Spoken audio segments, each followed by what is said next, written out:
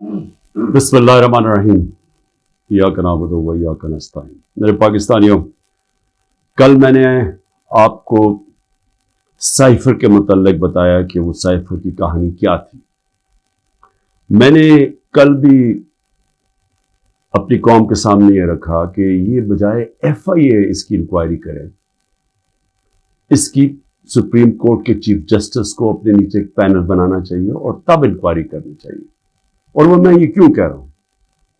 FIA کی inquiry کیسے ہوگی، کیسے اس کی کوئی کریڈیبلٹی ہوگی، جبکہ جس میں ملوث، اور یہ ثابت ہوگا جب بھی ایک صحیح انکوائری ہوگی، اس میں ثابت ہوگا کہ جنرل باجوہ کے علاوہ یہ شہباز شریف، آصف زرداری، یہ سب ملوث تھے اس میں۔ کیونکہ جب ہم نے ان کو کہا، اپوزیشن پارٹیز اس وقت، ہم نے کہا دیکھ تو لیں سائفر کو، تاکہ آپ کو پتا تو چلے کہ ایک ملک کی توہین کی جا رہی ہے۔ یہ عمران خان کی توہین نہیں ہے، یہ ملک کی توہین ہے، تو آپ دیکھ تو لیں۔ ایک دم صاف انکار کر دیا۔ تو اس سے بھی واضح ہو جانا چاہیے کہ اتنا خوف کیا تھا دیکھنے کے لیے، کیونکہ ان کو پہلے پتا تھا کیا ہو رہا ہے۔ اس سے بڑے پہلے یہ ملاقاتیں کر رہے تھے جا کے ایمبیسی لوگوں کے ساتھ۔ اچھا جی، اب میں یہ اس لیے کہہ رہا ہوں کہ یہ سائفر کی اندر تحقیقات ضروری ہیں، کیونکہ ایک IMF نے رپورٹ شائع کی ہے 2018 سے اور 2023 کے بیچ میں، انہوں نے ایک رپورٹ دی ہے۔ یہ میں ضرور چاہتا ہوں کہ یہ آپ جو آپ میں سے سمجھتے ہیں تھوڑی بہت بھی معیشت کو، وہ اس کو ضرور دیکھ لیں، کیونکہ میں جب کہتا ہوں کہ ملک کا انہوں نے بیڑا غرق کر کے رکھ دیا ہے، کہ وہ گورنمنٹ جو زبردست پرفارمنس دے رہی تھی، جو ہم نے اپنے جتنے بھی ٹارگٹ سیٹ کیے تھے، ہم نے آخری سال سب ٹارگٹ سے آگے نکل گئے۔ ٹیکس کلیکشن سب سے زیادہ ہم نے اپنے ٹارگٹ سے اوپر چلے گئے، ایکسپورٹ ٹارگٹ اوپر زیادہ ملا، ریمیٹنسز جو باہر سے ڈالرز آتے ہیں وہ زیادہ ہوئے جو ہمارے ٹارگٹس تھے۔ آپ سارے ٹارگٹس جو ہم نے اپنے آپ کو سیٹ کیے تھے اس سے آگے نکل گئے۔ تو اس وقت یہ گورنمنٹ گرائی گئی۔ تو میں اگر یہ کہتا تھا تو مخالف یہ PDM والے کہتے تھے کہ جی یہ تو، اور دوسرے اپنے بتا دیتے کہ جی نہیں، تو ہمیں تو بارودی سرنگیں ملی اور ہمیں یہ ہو گیا۔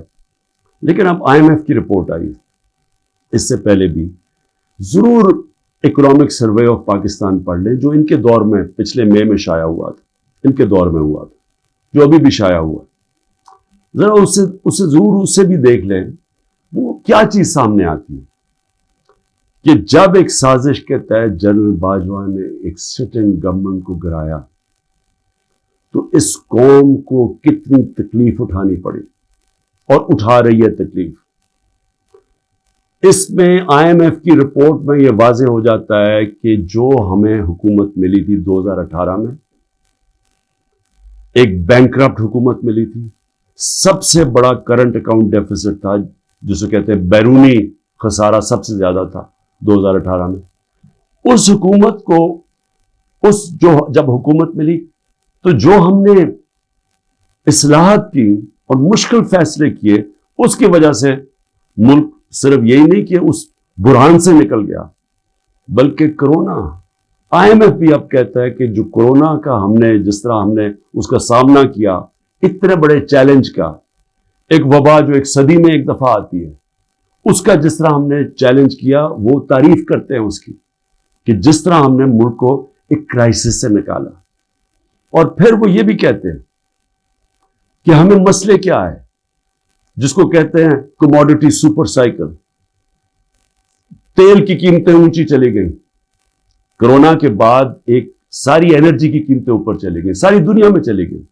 تو اس کا ہمیں ایک دم، جو ہم صحیح طرح جا رہے تھے، اس کا ہمیں پریشر آیا۔ پریشر کیا آیا کہ ایک دم ہمارے جو ڈالرز ہیں وہ زیادہ باہر جانے پڑے، کیونکہ ہماری جو امپورٹس تھی وہ بڑھ گئی، تو جو ہم بیلنس کر رہے تھے اپنی اکانومی، اس میں مشکل آئے۔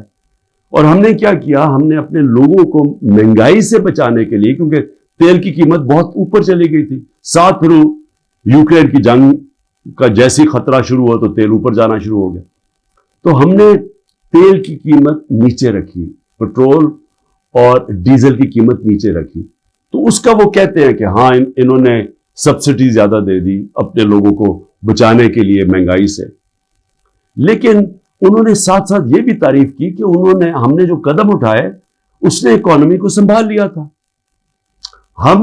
ہم کیا امید رکھ رہے تھے کہ جو روس سے ہم نے طے کی تھی، جو صدر پوٹن سے میں ملا تھا، ہم نے ان سے جس طرح ہندوستان سستا تیل لے رہا تھا، ہم نے بھی ان سے لینا تھا۔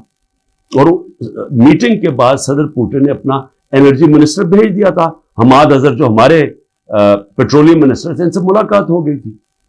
بدقسمتی سے اس وقت حکومت کرائی گئی، اور یہ کہہ رہے ہیں آئی ایم ایف اپنی رپورٹ میں کہتا ہے کہ اس سے پولیٹیکل ڈی اسٹیبلائزیشن سے اکانومی ڈی اسٹیبلائز ہوگی، یعنی جو ہماری معیشت تھی وہ ڈی اسٹیبلائز کا مطلب کہ وہ ایک دم مارکیٹ جو تھی اس کے اندر ایک دم انسرٹنٹی آ گئی۔ جب مارکیٹ کی انسرٹنٹی کا مطلب کہ جب جو ٹریڈرز ہوتے ہیں، جو مارکیٹ ہوتی ہے، اس کو جب یقین نہیں ہوتا کہ اب کیا ہوگا، تو یہی میں نے جنرل باجوہ کو میں نے بھی بتایا اور شوکت ترین فائنانس منسٹر کو بھیجا، ان کو بھی کہا کہ ان کو بتاؤ کہ اس وقت نہ ڈی اسٹیبلائز کرنا، ان سے سنبھالی نہیں جائے گی۔ اور وہی آئی ایم ایف لکھتا ہے کہ ان سے سنبھالی نہیں گئی، ان کو سٹیپس نہیں تھے، انہوں نے غلط پالیسیز بنائی، ان کی پالیسی سے اور زیادہ معاشی حالات بگڑتے گئے۔ اور وہی آئی ایم ایف لکھتا ہے کہ پاکستان کے لیے پچھلے 14 مہینے بڑے تکلیف دہ گزرے۔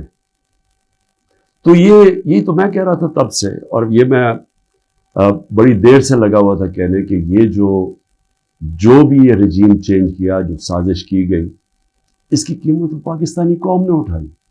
تکلیف تو اب لوگوں کو ہو رہی ہے۔ جب ہمیں انہوں نے ہٹایا تھا تو مہنگائی 12.4% تھی، جس کے اوپر شور مچ گیا، مہنگائی مارچ ہو گئی، ہر قسم کا میڈیا کے اوپر شور، پبلک میں وہ میڈیا والے جو باقاعدہ عوام میں نکلتے تھے جی چیزیں بڑی مہنگی ہو گئی، دنیا میں چیزیں مہنگی ہو گئی تھی، انٹرنیشنل کموڈیٹی سپر سائیکل تھا، دنیا میں انرجی کی قیمتیں اوپر چلے گئی، مہنگائی دنیا میں آ گئی۔ 1970 کے بعد دنیا میں سب سے زیادہ مہنگائی آئی کرونا کی وجہ سے، اس کے باوجود 12.4% پہ ہماری مہنگائی تھی، اور پچھلے مہینے 38% پہ پہنچ گئی تھی مہنگائی۔ اب تھوڑی کم ہوئی ہے، اور مہنگائی کم ہونی چاہیے اس لیے کہ دنیا میں تیل کی قیمت اور انرجی کی قیمت نیچے آ گئی ہے۔ کموڈیٹیز دنیا کے اندر 35% ان کی قیمت نیچے آ چکی ہے جب ہماری حکومت تھی۔ تو سوال اب یہ ہے کہ کیا کوئی ایسی انکوائری ہوگی اس ملک میں کہ یہ سائفر کا جو ایک سائفر کے ارد گرد جو سازش تھی، پتہ تو چلے، مجھے تو پتہ ہے کون اس میں تھے، لیکن انڈیپینڈنٹ انکوائری ہونی چاہیے، اور اس انکوائری میں پتہ چلے کہ کون کون کردار تھے جنہوں نے اس قوم کے اوپر اتنا بڑا عذاب لے کے آئے ہیں، اور اب مزید آگے اس عذاب سے نکلنے کے لیے اور کتنی تکلیف اٹھانی پڑے گی اس قوم کو۔ اور اس کے لیے میں پھر سے کوشش تو کرتا ہوں کہ ہمارے چیف جسٹس صاحب کو اس کے اوپر سوچنا چاہیے کہ وہی ایک انکوائری کر سکتے ہیں، کیونکہ یہ حکومت تو کرنے نہیں دے گی، اور نہ ہی مجھے افسوس سے کہنا پڑتا کہ ہماری اسٹیبلشمنٹ یہ کرنے دے گی، کیونکہ اس کے اندر ملوث ہیں جو جنرل باجوہ، اور انہوں نے جو جس طرح یہ پوری 6 مہینے پہلے سے جو پلان بن رہا تھا گرانے کا، اب تو خیر خواجہ آصف کہہ رہے ہیں کہ 2021 سے ہی پلان بنایا ہوا تھا جنرل باجوہ نے ہماری حکومت گرانے کا، تو لیکن اب ذرا ان سے بھی سوال پوچھنا چاہیے کہ آپ نے ہمیں جب گرا کے ان کو لے کے آئے جن لوگوں کو، تو کیا آپ کو اعتماد تھا کہ یہ اس ملک کو اٹھا لیں گے؟ 30 سال سے جو حکومت کر رہے تھے، اور ان کے دور میں کوئی مجھے سنہری دور بتا دے کہ جب انہوں نے کوئی معیشت میں بڑی ترقی کروائی ہو، کوئی مجھے پتہ چل جائے کہ انہوں نے کون سا وہ کیا 99 میں جب چھوڑ کے گئے تھے نون لیگ، تو ذرا بتائیں کہ کیا وہ معیشت کے حالات آپ کو پتہ تھے؟ یہ ساکھدار تھے، وہ بینکرپٹ کر کے چھوڑ کے گئے تھے، اور پھر اب یہ آئی ایم ایف کہہ رہا ہے کہ جو 2018 میں یہ چھوڑ کے گئے تھے پاکستان، وہ خود کہہ رہے ہیں کہ وہ تحریک انصاف نے بڑے زبردست مشکل فیصلے کر کے ملک کو اس سے نکالا، تو کیا کوئی ذمہ داری اٹھائے گا اس کی کہ جب اتنی بڑی طاقت ہو جاتی ہے کسی کے پاس تو کیا اس کو پھر ذمہ داری نہیں لینی چاہیے جبکہ وہ طاقت کا غلط استعمال کرتا ہے؟ اور یہ ہی انکوائری میں چیزیں آنی چاہیے. کیوں؟ کہ آگے سے ایسی غلطیاں نہ ہوں کہ آگے سے کوئی ایک آدمی خود ہی فیصلہ بند کمرے میں فیصلے کر کے ملک کو اس طرح مشکلات میں نہ ڈالے. اب میں جو دوسری چیز کہنا چاہتا تھا وہ یہ کہ اس وقت ایک ظلم کی انتہا، ایک ظلم کا ایسا نظام چل رہا ہے جس کی میں سمجھتا ہوں انتہا ہے. سب سے پہلے تو میں جو خواتین اس وقت جیلوں میں ہیں، میں سوال پوچھنا چاہتا ہوں کہ انہوں نے کون سا جرم کیا؟ کیا پاکستان کا آئین پرامن احتجاج کی اجازت نہیں دیتا؟ کہیں آئین میں لکھا ہوا ہے کوئی نو گو ایریاز ہے؟ کہیں پاکستان کے آئین میں لکھا ہوا ہے کہ اگر کسی سے کوئی سمجھے کہ ناانصافی ہوئی ہے ان سے تو کیا وہ کوئی ایسے ایریاز ہے جدھر وہ احتجاج نہیں کر سکتے؟ جب سپریم کورٹ کہتا ہے کہ پارٹی کے چیئرمین عمران خان کو غیر آئینی اور غیر قانونی طور پہ اغوا کیا گیا اسلام آباد ہائی کورٹ سے، اور جس طرح اس کو مجرموں کی طرح ڈنڈے مار کے لوگوں کو، اس کے بھی اور لوگوں کو، وکیلوں کو، جس طرح اس کو پکڑ کے لے کے گیا تاکہ ساری دنیا دیکھے کہ کس طرح ایک پارٹی کے سربراہ کو کس طرح کا یعنی اس کے ساتھ رویہ تھا، تو کیا اس کا اجازت نہیں تھی کہ پرامن احتجاج اس ناانصافی کے اوپر کرے؟ اور جب رینجرز اٹھا کے لے کے گئے تو کدھر احتجاج کرنا تھا؟ وہی نا کنٹونمنٹس میں کرنا تھا، جی ایچ کیو کے سامنے کرنا تھا، اور کدھر جا کے کرتے؟ تو میں سوال یہ پوچھتا ہوں اس میں جرم کیا تھا؟ جرم جو تھا جو جلائے ہیں، جرم تھا کور کمانڈر کے گھر کو آگ لگانا، یہ جرم تھا. جرم وہ تھا جو عسکری ٹاور جلائے گئے ہیں اور جدھر جدھر بھی جلائے گئے ہیں، وہ جرم تھا. اب میرا سوال یہ ہے کہ کیا اس جرم میں 10,000 لوگ شریک تھے؟ کیا 50-60 لوگ ہوں گے جنہوں نے جا کے جلایا؟ میرا اگلا سوال یہ ہے کہ یہاں سی سی ٹی وی کیمراز ہیں، کیوں نہیں سی سی ٹی وی کیمراز کی فوٹیج سامنے آئی کہ وہ کون لوگ تھے جو پہلے گئے ہیں، کن لوگوں نے آگ لگائی؟ کیا اتنا مشکل ہے اس کو ڈھونڈنا؟ یا سیف سٹی کے کیمراز ہیں، کیا سیف سٹی کے کیمراز نہیں بتا سکتے ہمیں کہ وہ کون لوگ تھے؟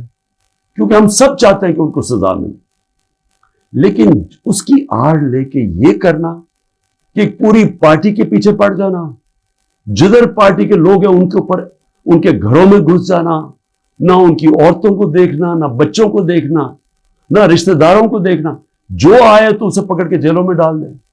پولیس کو فری ہینڈ دے دیا ہے کہ اچھا جی آپ کی وہ جیو فینسنگ میں آپ کا آ گیا ادھر تو چلو جی آپ کو پکڑ کے ہم جیل میں ڈال رہے ہیں، لیکن اگر آپ پیسے دے دیں گے اتنے تو ہم آپ کو جیل میں نہیں ڈالیں گے. ریٹس لگی ہوئی ہیں، 15 لاکھ سے شروع ہوتے ہیں، کسی کو 10 لاکھ میں بلیک میل کیا جاتا ہے، کسی کو 5 لاکھ میں. اپنے ملک کی ہم پولیس کی تباہی کر رہے ہیں یہ حرکتیں کروا کے. کوئی انڈیپینڈنٹ انویسٹیگیشن ہوگی اس کے اوپر؟ کیا عسکری ٹاورز کے اندر نہیں ہم بتا سکتے؟ ایک انڈیپینڈنٹ صحافی کی پوری سٹیٹمنٹ آئی ہوئی ہے کہ وہاں کیا ہوا، اس میں پی ٹی آئی والے نہیں تھے عسکری ٹاور. ایک پتا چلے کہ ریڈیو پاکستان پشاور کس نے جلایا تھا، اس کے اوپر کوئی انویسٹیگیشن ہونی چاہیے. کیوں نہیں ہوئی ابھی تک؟ میرا سوال یہ ہے کہ کیوں نہیں ابھی تک آئی جی پنجاب اس سے کیوں نہیں پوچھا گیا کہ کیوں پولیس وہاں نہیں پہنچائی کور کمانڈر ہاؤس؟ کیوں اس سے نہیں پوچھا جا رہا؟ جب یہ ہوا تھا امریکہ کے اندر کیپٹل ہل، ان کی پارلیمنٹ کے اوپر جب ڈونلڈ ٹرمپ کے لوگوں نے دھلا بولا تھا تو سب سے پہلے پولیس چیف کی خبر لی گئی تھی.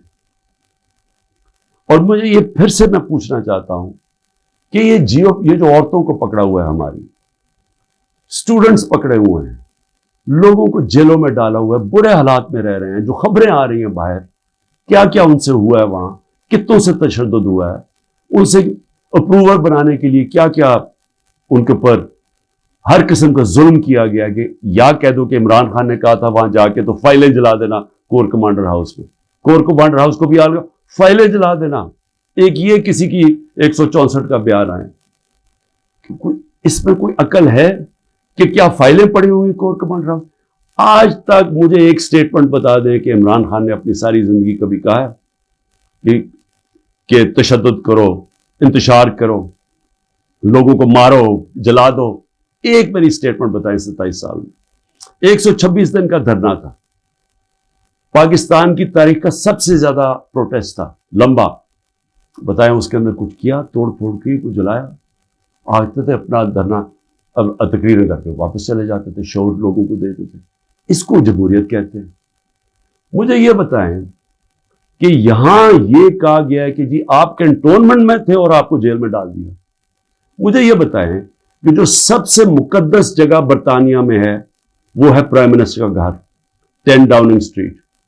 मुझे बताएं हर दूसरे दिन वहां मुजाहरा होता है।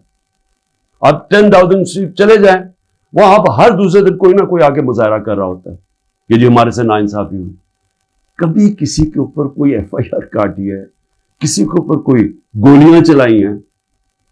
मैं ये सवाल पूछता हूं कि यहां 16 लोग शहीद किए गए डायरेक्ट फायरिंग से, 100 से ऊपर को गोलियां लगी, 3 की टांगें कट गई। मैं ये पूछना चाहता हूं कि जो और एक पैरालाइज है, कभी किसी जमहूरियत के अंदर इस तरह गोलियां मारी जाती हैं और इंक्वायरी भी नहीं है? इंक्वायरी से पुलिस उनके घरों में पहुंच जाती है। जिनके गोलियां लगी है उन्होंने एक जगह डेड बॉडी नहीं दे रहा है कि नहीं, जब तक पहले आप कहें कि आप कोई कार्रवाई तो नहीं करेंगे। उनसे अश्योरिटी लेते हैं कि आपने FIR नहीं कटवानी। क्यों सीधी सीधी FIR कटती है IGs के ऊपर? ये कैसे आपने गोलियां चला दी नहते लोगों के ऊपर? एक पुलिस वाले को गोली नहीं लगी, एक रेंजर, मतलब कि यहां से तो किसी के पास हथियार नहीं थे, तो आप नहते लोगों पे गोलियां कैसे चला सकते हैं?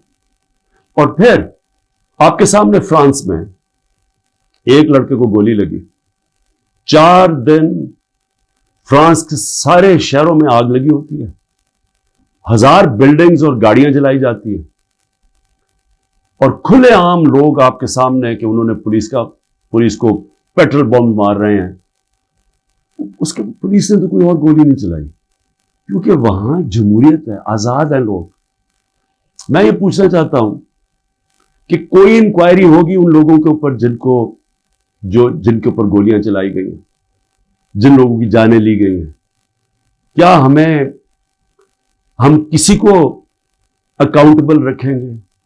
क्या इस मुल्क के अंदर कोई इंसाफ का निजाम है, या सिर्फ ताकतवर जो मर्जी करना चाहे, जंगल के कानून की तरह वो कर सकता है? ये कैसे हो सकता है? चलिए, औरतों का मैंने शुरू में बात की, बच्चों को क्यों पकड़ लेते हैं? डॉक्टर अमजद का अभी उसकी मुझे कल मैसेज आई, 13 साल का बेटा। डॉक्टर अमजद घर था नहीं, 6 दफा उसके घर छापे पड़ चुके। उसका 13 साल का बेटा और उसका एक भतीजा था, वो कोई 18 साल, उनको उठा के ले गए। सारी रात वो उसके ऊपर कपड़ा डाल के 13 साल के बच्चे को फुराते रहे।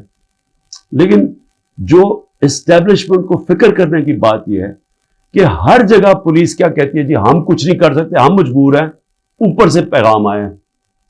ये जो हम जुल्म कर रहे हैं, ये हम नहीं करना चाहते, ये हमें पीछे से पैगाम आए।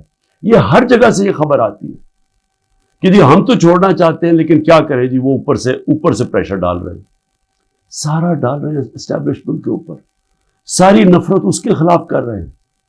ये तो कोई दुश्मनों की जरूरत नहीं है। ये जो सारा जुल्म किया जा रहा है, ये अब पुलिस अपने ऊपर से उतार रही है। ये जो घरों पे भी जाते, जी हमें ऑर्डर है कि घर तोड़ दो, लूटते हैं घर कि जिनको सबक सिखाओ। बच्चों को पकड़ना, औरतों को पकड़ना, और ये हाल है कि ज़मान पाक में अब ये हाल है। जरा मैं आखिरी बात कर रहा हूं। ज़मान पाक में क्या होता है, या एक नाई आता है हर थोड़ी देर के बाद, वो गार्ड्स भी हैं या काम करने वाले, वो एक दफा आता है, उन सबके बाल काट देता है।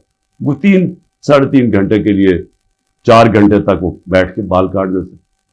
वो नाई ना आए यहां, सारे पूछे किधर चला गया वो नाई। उसको जब भेजा आदमी के, जी पता तो चला, तुम आए क्यों रहे?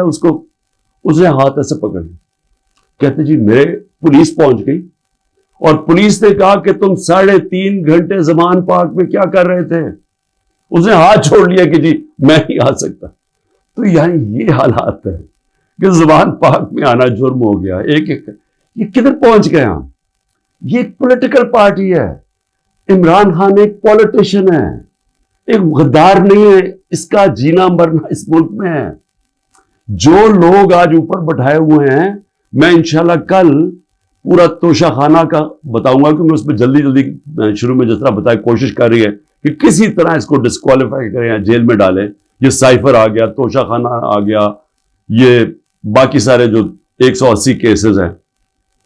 لیکن وہ جو لوگ اوپر بٹھائے ہوئے ہیں, کوئی دیکھا ہے ان لوگوں کا کون ہے وہ؟ یہ اس کے قوم کے بڑے بڑے مجرم ہیں. وہ لوگ ہیں جو 30 سال سے جرم کر رہے ہیں, جن کے اوپر اتنی فائلیں ہیں ان کی چوریوں کے اوپر. تو میں کل ان کا بھی ذرا آپ کو بتاؤں گا کہ ان کے توشہ خانہ میں, کیونکہ مجھے تو پہلی دفعہ پتا چلا ہے, میں نے توشہ خانہ کا ریکارڈ جو لاہور ہائی کورٹ نے ملایا, میں نے پہلی دفعہ ریکارڈ دیکھا ہے, تو اس میں تو بڑے انکشاف ہوئے ہیں. تو میں انشاءاللہ کل آپ سے بات کروں گا. لیکن میں صرف آخر میں یہ کہنا چاہتا ہوں, اس ملک کو تباہ نہ کریں. جب ایک قوم میں اچھے برے کی تمیز ختم ہوتی ہے, قوم تباہ ہو جاتی ہے. پہلے اخلاقی طور پہ مرتی ہے قوم, پھر معاشی طور پہ مرتی ہے. سارے جو دنیا کی بڑی بڑی ریاستیں تھیں, رومن ایمپائر, مسلمانوں کا مغل ایمپائر, یہ جو عثمانیہ سلطنت, یہ ساری ختم ہونے سے پہلے ان کے اندر اخلاقی طور پہ یہ قومیں مری تھی. اس کے بعد یہ ختم ہوئے تھے, ملک ٹوٹے تھے. دیکھیں, لوگوں سے زبردستی بیان لینا, 164 کا بیان لے کے ان کو رکھ کے ان کو بلیک میل کرنا, ان کے بچوں سے بلیک میل کرنا, فائلوں سے بلیک میل کرنا, یہ ہم جھوٹ کو سچ کراتے کراتے ہم کیا دیکھ رہے ہیں کہ یہ ملک کو کتنا بڑا نقصان ہو رہا ہے. اور مجھے صرف یہ فکر پڑی ہوئی, سب چیز کے لیے میں تیار ہوں. میں بار بار, مجھے پتا ہے کہ انہوں نے پوری کوشش کرنی ہے کہ کیئر ٹیکر آنے سے پہلے اس کو جیل میں ڈالیں, میں اس کے لیے تیار ہوں. لیکن کیا ملک کا ہم سوچ رہے ہیں؟ وہ نہیں سوچ رہے جن کے سارے ڈالرز باہر پڑے ہوئے ہیں.